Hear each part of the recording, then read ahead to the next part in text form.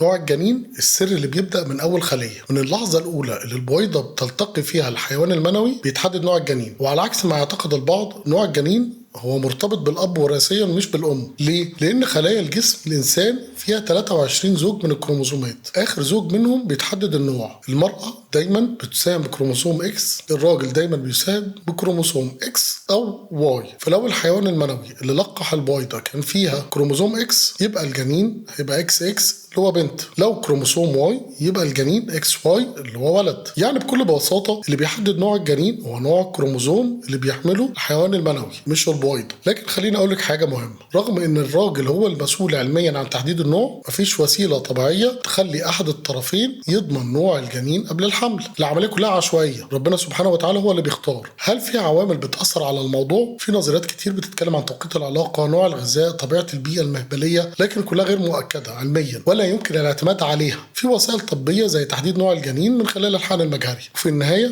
نوع الجنين مش بس نتيجة كروموزوم، ده بداية حياة وروح وقصة جديدة. سواء كان ولد أو بنت، الحب واحد، دور كبير، مسؤولية أجمل لما تكون بإدراك ورضا.